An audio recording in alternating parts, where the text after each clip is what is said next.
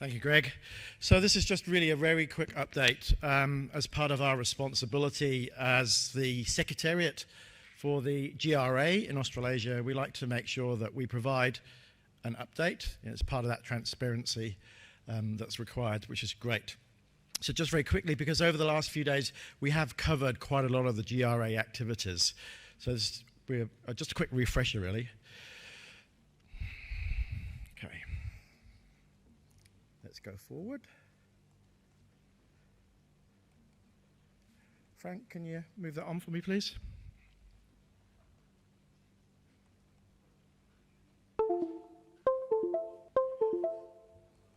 Thank you. Awesome. So just a reminder that, the reason we're all here is acting on the call and the call to establish a Global Resuscitation Alliance. So this is our founding document and the publication that keeps us moving forward. And I think, as we mentioned before, we will continue to refresh this document as new case studies become available. We're extremely proud that Australia and New Zealand have contributed a significant number of case studies to this document, and we will continue to do so as new practice emerges and new research is produced. It's been really pleasing to see that this document's been adopted around the world. Most lately, it's been translated into Chinese, and our Chinese colleagues are implementing it as we speak. Just a reminder that the purpose, our overarching goal, is to increase survival in out-of-hospital cardiac arrest by 50% over the next few years. You would have heard from some of the presentations over the last few days. We are well on the way to doing that, but there's always more to do. We've also talked about the fact that we've expanded the range from not just out-of-hospital cardiac arrest, but also to stroke.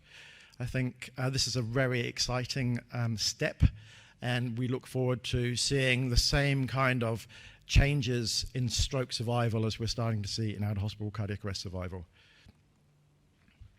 Again, we've talked about adapting the program. I think there's quite a bit of work for us to do over the next year, looking at how we can start to adapt the 10 steps to stroke. Some of the things that the CAA have done in the last year and hope to do more in the future. We've obviously run high-performance CPR training in Sydney for all services, and we had great attendance for that, and we had experts that came down from Phoenix, Arizona to assist with that program. We ran a couple of sessions on telephone CPR, working with the communication staff and getting recognizing that important role that the communicators and dispatchers play in out-of-hospital cardiac survival. And that was extremely valuable. We've continued to work with our fellow emergency services, particularly fire, in looking at how we can cooperate more in this space, and we look forward to expanding that relationship with police as we develop that relationship going forward. Of course, Restart a Heart Day remains a flagship for us in relation to promoting early hands-on chest and early AED access. We're really looking forward to a great Restart a Heart Day this year. All the services are very actively planning for this already, with lots of great ideas and lots of opportunities. It's very warming that ILCOR recognized Restart a Heart Day as World Restart a Heart Day. And if you get a chance and you go to their website, certainly for Europe, they've translated this for all their different nationalities.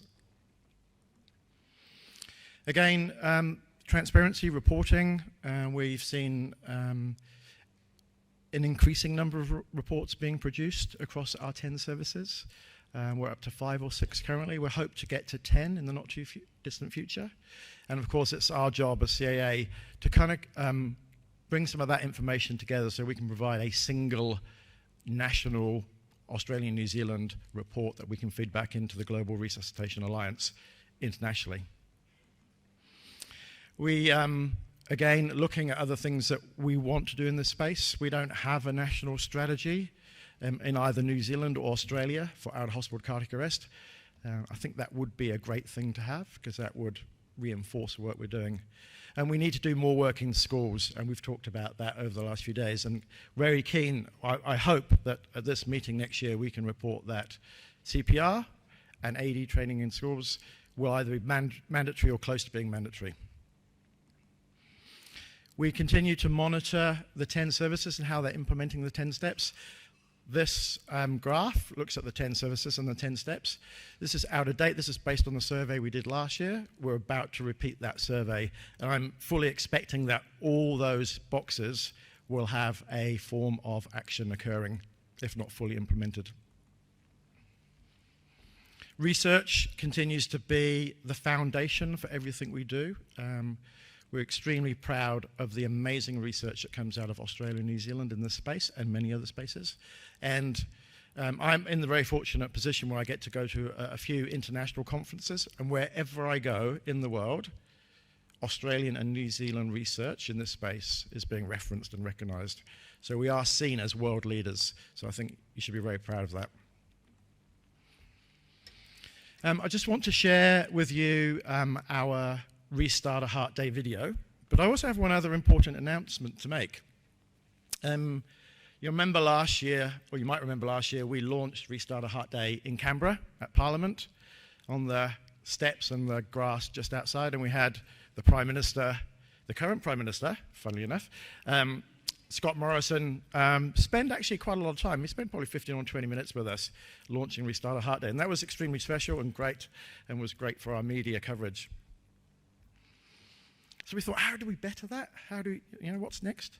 So we've approached the Governor-General, and His Excellency General, the Honourable David Hurley, ACDSC retired, has agreed to be the vice-regal patron of Restart a Heart Day for Australia. So I think it's a massive coup. So we look forward to working with the Governor-General in this space. I'm going to quickly click on this video. This is the video CAA has made with its member services. We wanted to do something that was a collaboration and hopefully reflects the breadth of Restart a Heart Day across Australia. And we are redoing this video in the New Zealand context, but I don't have it today, unfortunately. Oh, Frank, can you do that for me? You can help save a life in 3 simple steps.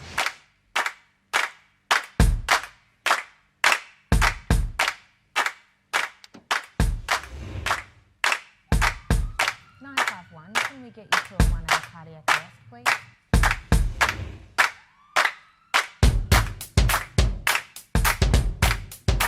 Approximately 30,000 Australians suffer an out-of-hospital cardiac arrest every year.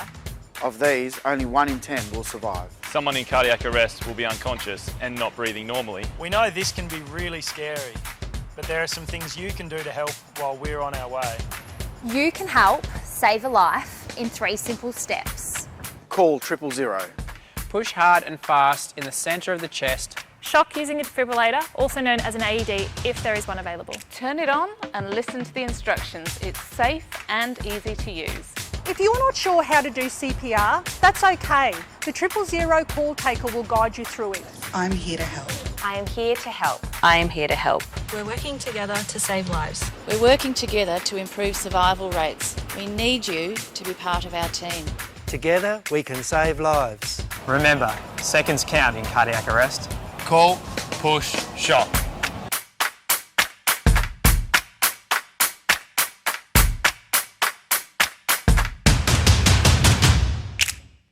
Excellent. So that's our launch.